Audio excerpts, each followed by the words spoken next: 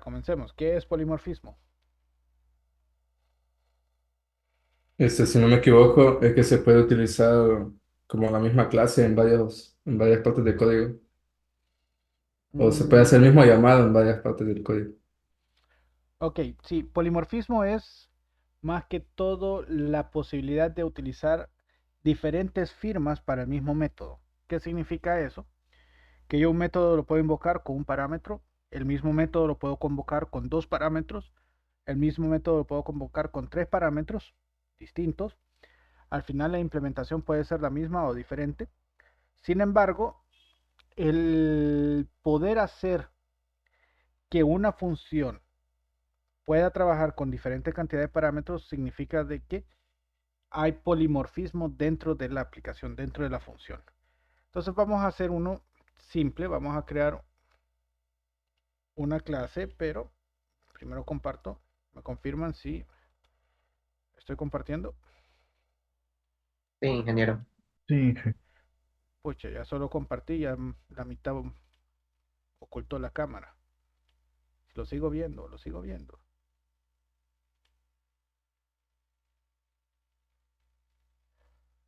Listo pues. Entonces vamos a crear otro archivo y en este caso vamos a hablar de un caso en donde se puede utilizar polimorfismo yo el ejemplo que había visto lo había visto con coche. con coches. Vamos a ver qué podemos hacer con el coche.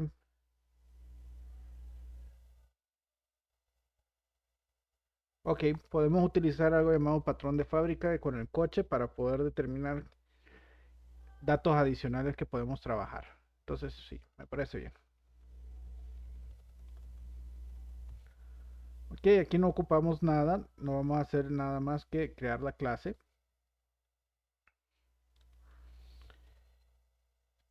Y en este caso, vamos a definir nuestra función constructor. Y si ustedes se fijaron, nosotros ya hemos aplicado polimorfismo desde la primera clase que armamos, en donde definimos ciertos valores, por ejemplo, private, transmisión, y este podemos decirle que sería,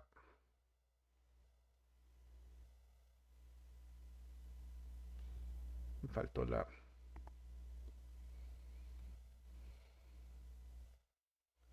vamos a ponerle que este va a ser un string, y por defecto viene delantera. Y vamos a poner un private string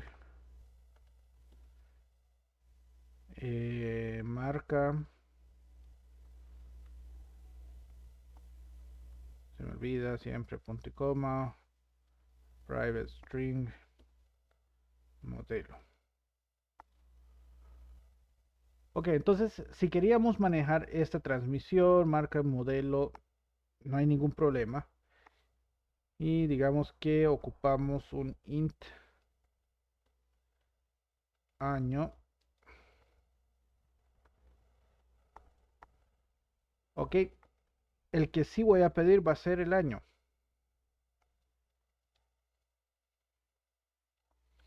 Entonces vamos a validarlo. ¿Qué sería con el año? Ok, si es el año, entonces a la instancia this.año va a ser igual a $año. Ahora, si yo quiero mandarle, por ejemplo, la marca o el modelo obligado, tengo que definirlo también.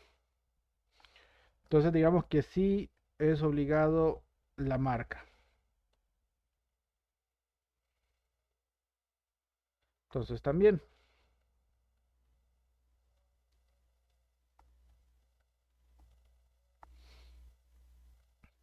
Ahora, el modelo no necesariamente es obligatorio. Entonces, le puedo poner un parámetro por defecto. Y a esto se le llama, digamos, Toyota. Ve, esa es la marca. Sería Turismo.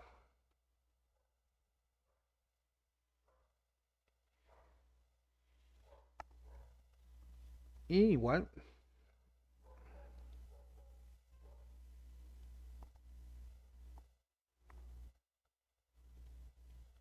nos hace falta definir la transmisión.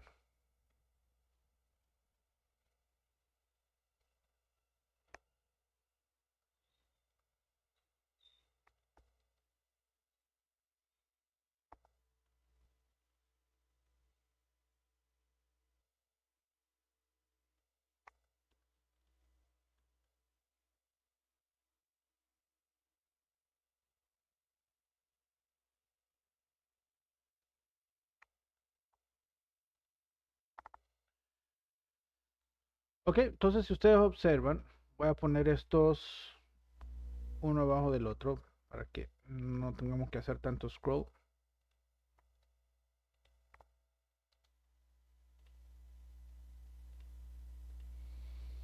Ok, entonces tenemos nuestras privadas, tenemos nuestro constructor y el constructor tiene dos elementos.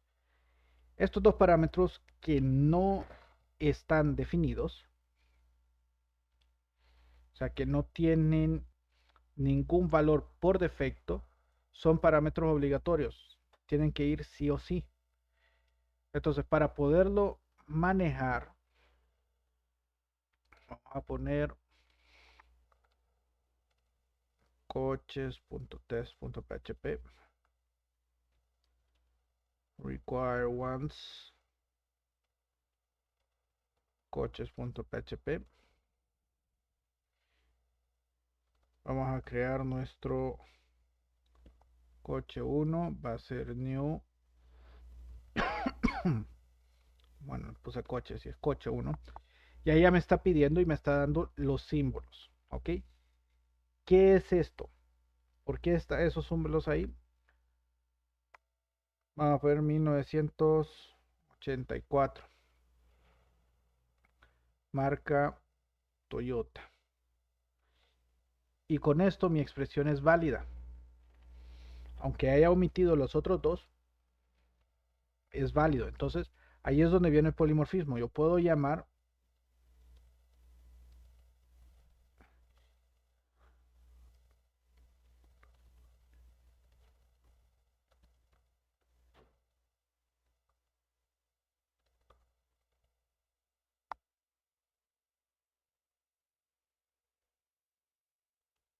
¿ok? Una segunda y una tercera forma es la misma firma del constructor.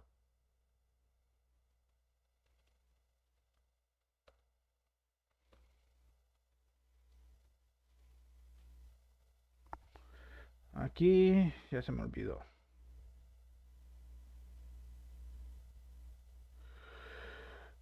XYZ. Y vamos a poner aquí trasera. Este es coches. Entonces, si ustedes observan, es exactamente la misma función, nada más que con parámetros distintos. Uno tiene solamente 2, el otro 3 y el otro 4. A eso se le conoce como polimorfismo. ¿Preguntas?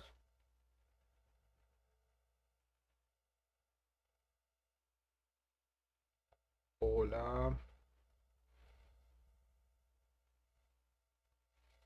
Bueno, pues entonces ya estamos listos para la prueba.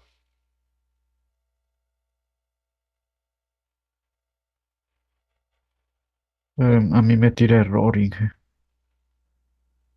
¿En dónde le tira error? En New Coches.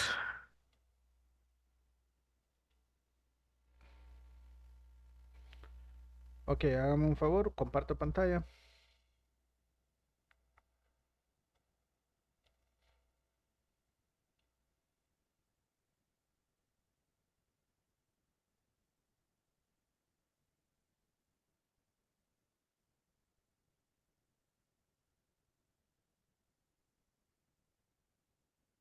Ok, enseñe coches. Ahí la clase se llama coche, no coches.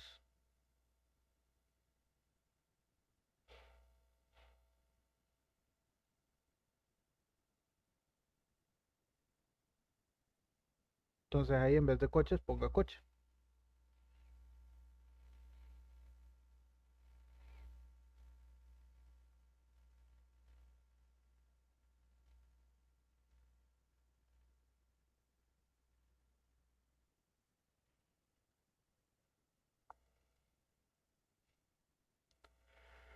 Ya puedo dejar de compartir. Sí, ya. Listo. Ujú.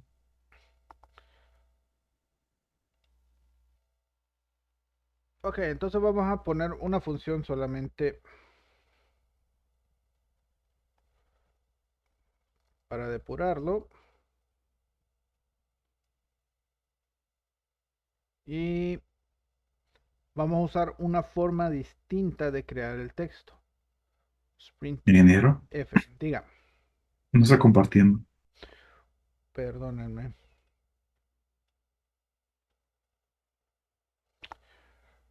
Ok, entonces vamos a crear una función toString solo para mostrar estos datos.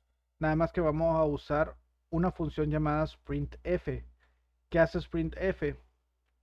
El sprintf lo que hace es mostrarme o darme un texto con formato. Por ejemplo, porcentaje S me sustituye por una cadena de texto. Porcentaje I un entero. Porcentaje D un double. Porcentaje F con un formateador también el formato. Eso me devuelve varios elementos. Entonces aquí quiero ponerle porcentaje I. Vamos a ponerle guión coche dos puntos. Porcentaje S. La marca, el año.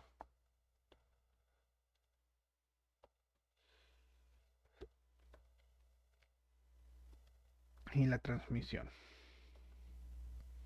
Entonces después de eso lo que sigue es las variables. En este caso, this año,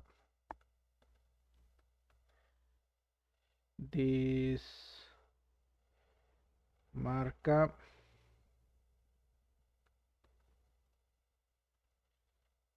después quedamos con el modelo y transmisión.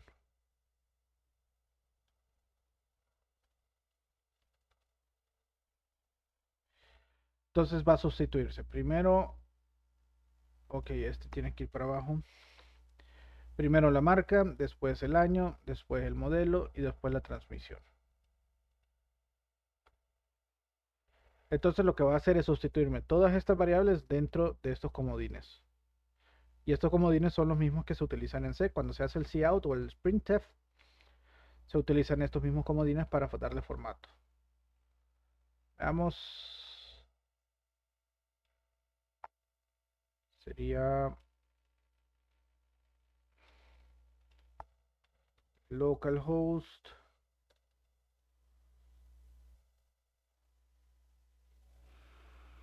2024.01 P1 OOP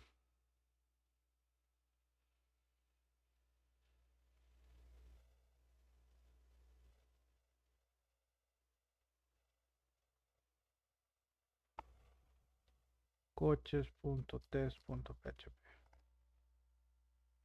No, vamos a ver, algo escribí mal. 2024.01 P1 OOP text, yes, test. Ok, no hemos tenido nada, perdón ahí mi error. Vamos a imprimir. Eco coche 1 toString. Vamos a ponerle un PR.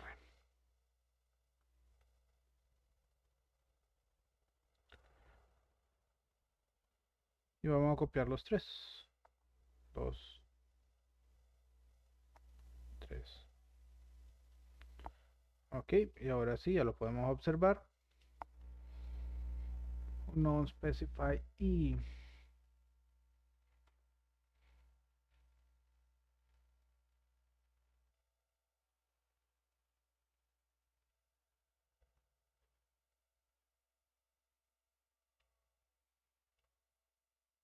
me equivoqué, es digit.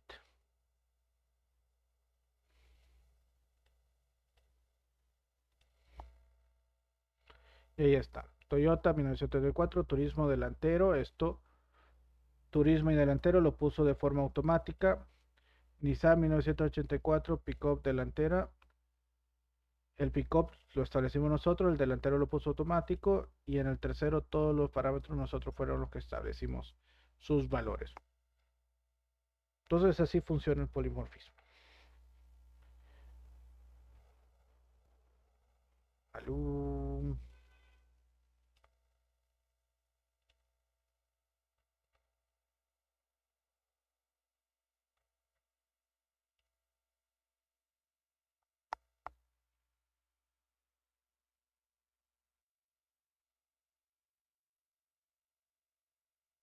Ok, espacio de nombre y tabla de amortización. Con esto terminamos lo de polimorfismo. No hay mucho que ver aquí. Ahora necesito su total atención porque vamos a ver algo llamado instalación de dependencias y nombre de espacios. Hay una cosa que necesitamos tener bien claros y es que nosotros tenemos que trabajar con, con clases y el estar haciendo lo que hicimos el día de ayer, de estar ubicando los requires por cada clase, dependiendo del nombre de la ubicación de cada elemento, en un proyecto grande se vuelve imposible de administrar. Entonces, ¿qué vamos a hacer? Lo que vamos a hacer es utilizar un utilitario. Ese utilitario se llama Composer. ¿Ok? En el caso que estén usando el zip que estaba en las partes generales de dev.nv o nvdev, ya tienen instalado Composer en él. O sea, el script para instalarlo dice, esto ya tiene Composer. Los que estén usando SAMP tienen que instalarlo. ¿Dónde lo van a instalar? ¿O cómo lo van a instalar? Van a buscarse una página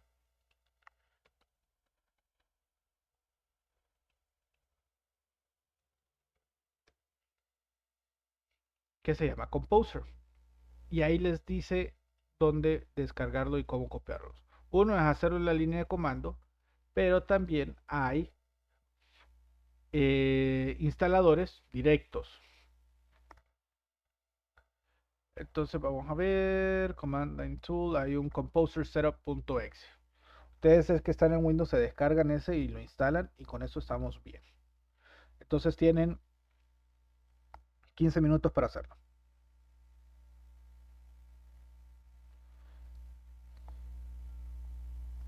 Y lo que tienen que hacer es, para comprobarlo en la terminal, Composer menos menos versión, para que les funcione. Y los que ya vayan terminando me los van levantando la mano. Que ya los tengan. Me menciona el proxy URL. ¿No? ¿Por qué? Dice usar el proxy del servidor para conectarse a internet, sí, ¿verdad? Si usted está usando un proxy, sí.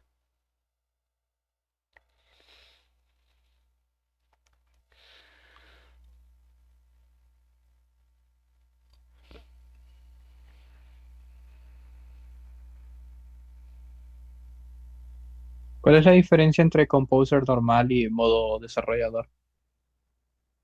Hay un modo desarrollador. Eso es nuevo. A mí me sale install for old user recommend y el otro me sale install for me alone.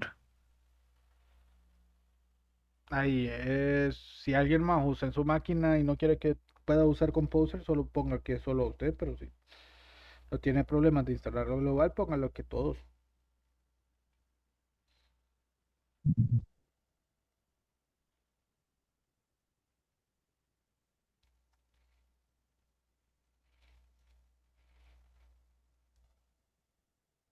Tacho el Developer Mode. ¿Perdón? En la instalación de las opciones del Composer me sale ahí el Developer Mode con el cuadrito. Lo tacho. Ah, ok, no. No, no, no, no, no. Ustedes no van a crear módulos para Composer. Ya le entendí entonces a lo compañero anterior. Si ustedes van a desarrollar librerías que van a publicar con Composer, ahí sí lo tienen que marcar. Pero en este caso solo van a ser simples usuarios de dependencias ya publicados en Composer. Entonces ahí no lo ocupan. Entonces le doy Next. ¿Sí? Dale next.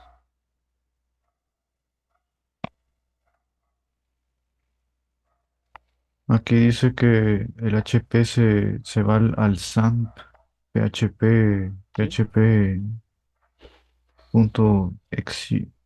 ex. ¿Sí? ¿Está bien?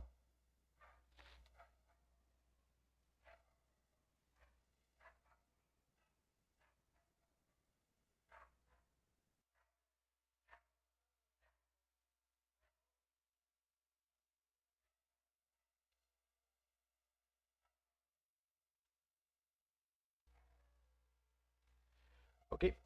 Entonces, en esa carpeta OOP Composer, lo primero que tenemos que hacer es decirle a Composer cómo va a trabajar o va a encontrar nuestras librerías, nuestros clases, nuestros archivos. Entonces aquí tenemos que crear un archivo llamado composer.json. Este es un documento JSON que tiene cierta configuración básica. Yo ya la tengo a mano y lo que único que les voy a mandar a ustedes ahorita es eh, por el chat ese mismo.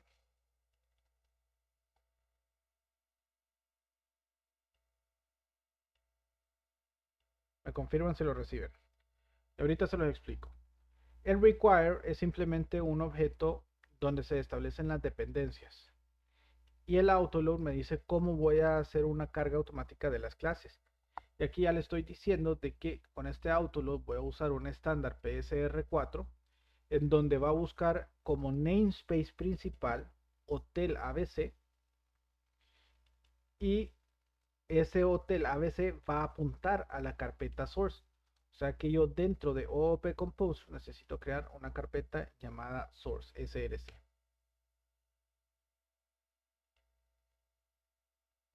Listo. Una vez hecho eso, ya tengo Composer JSON y la carpeta source. En la terminal voy a entrar a esa carpeta.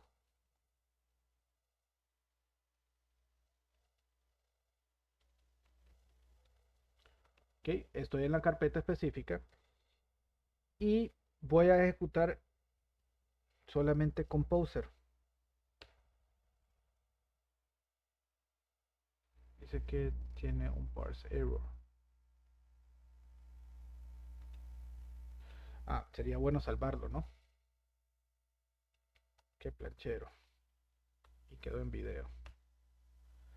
Ok, entonces Composer me tira un montón de elementos. El que voy a usar sería Composer install.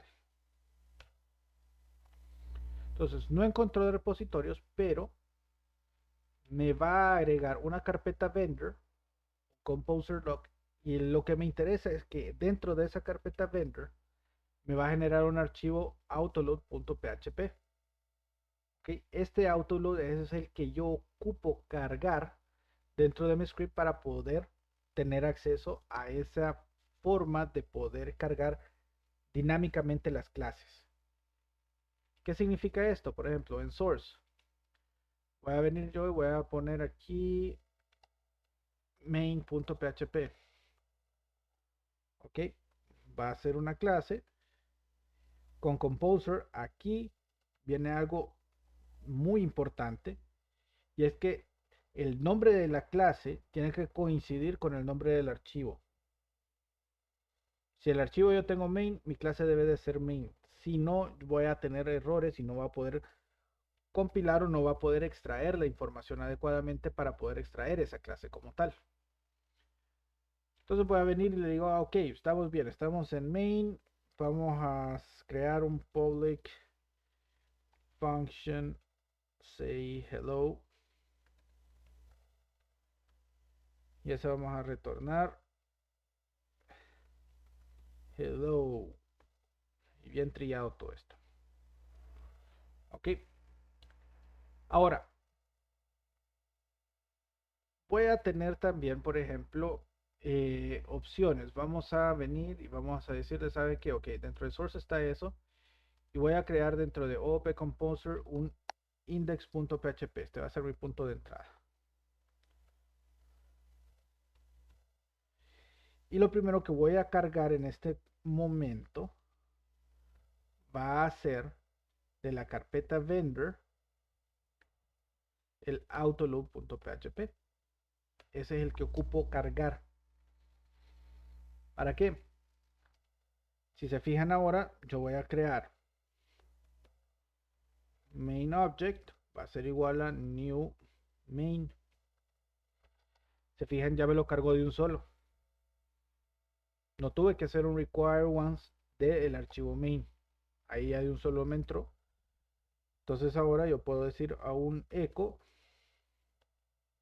main object que me diga say hello.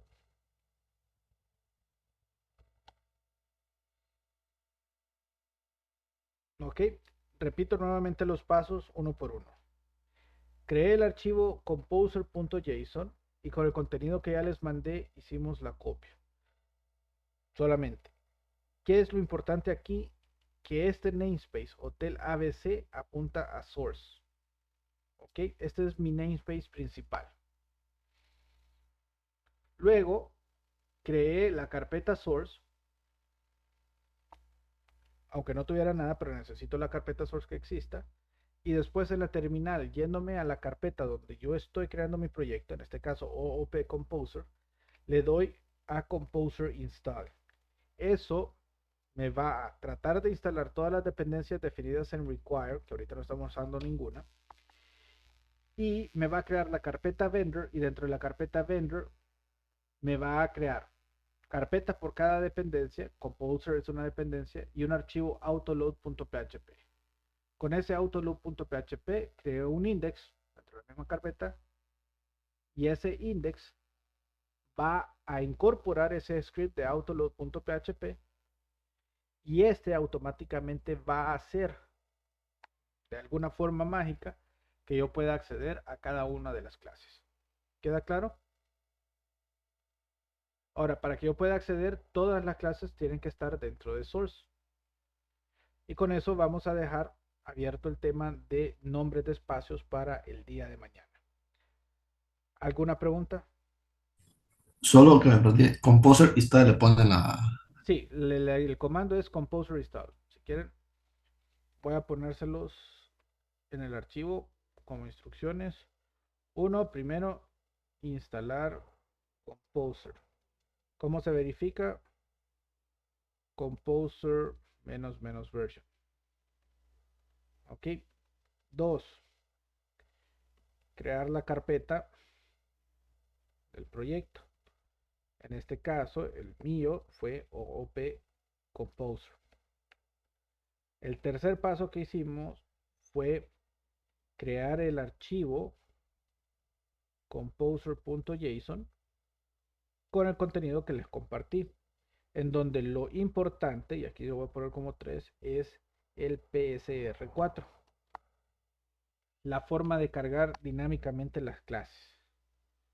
Luego ejecutamos composer install y esto es para crear el archivo vendor autoload.php.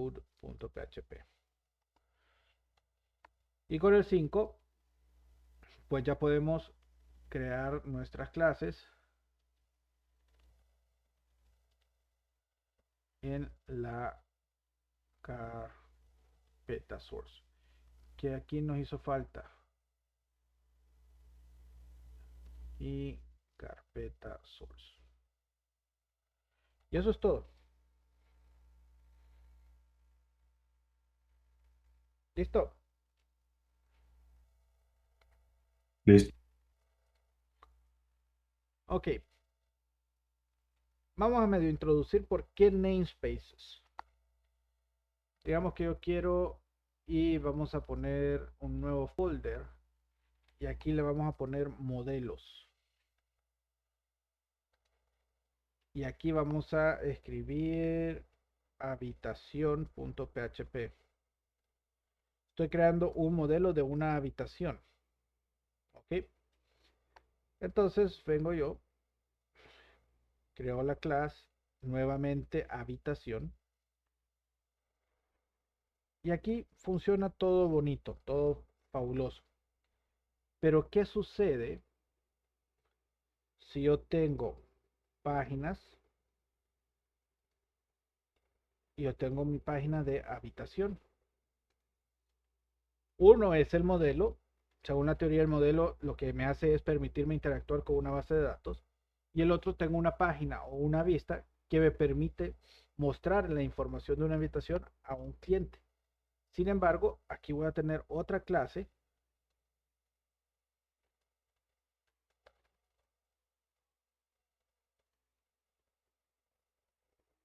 llamada habitación. Tengo dos clases llamadas habitación. Entonces, ¿cuál va a ser el problema con esto? El problema es que cuando yo quiero incorporar a cada uno de ellos, por ejemplo, quiero habitación module,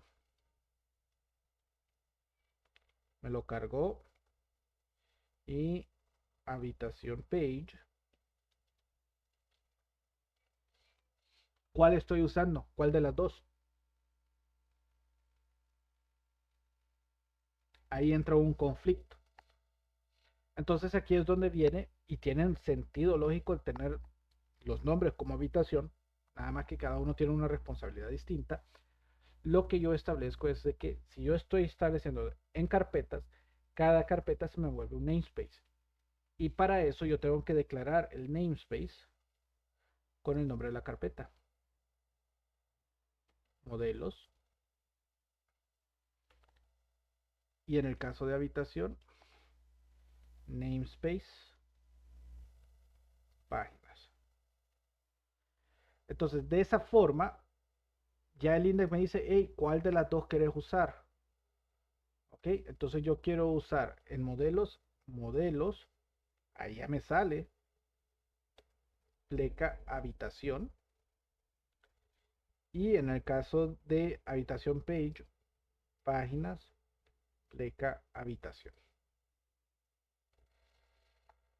Y eso me ayuda con los namespaces, poder darle en un contexto los nombres de espacios para cada uno de los elementos. Cuando usamos una interfase, por ejemplo, ustedes que trabajaron con Visual Studio, me imagino que utilizaron el lado para conectarse a Microsoft SQL Server, ¿cierto? Y para ello ustedes tuvieron que haberse creado una clase que es de Microsoft.sql.sql connection. ¿Ok? Que se crea una conexión con una interfase iConnection. Pero si yo quiero usar MySQL, yo tengo que usar el namespace de MySQL, pero el objeto se llama igual, una iConnection. Nada más que el namespace de donde se genera es distinto. Si quiero usar Postgres, sucede lo mismo. Tengo una conexión iConnection, pero pertenece a otro namespace. ¿Qué significa eso? Las clases tienen el mismo nombre, pertenecen a un dominio distinto, por tanto su implementación es distinta. ¿Capich? Con esto termino el día de hoy. Mañana vamos a empezar a hacer el ejercicio del hotel utilizando clases usando Composer. Para retirar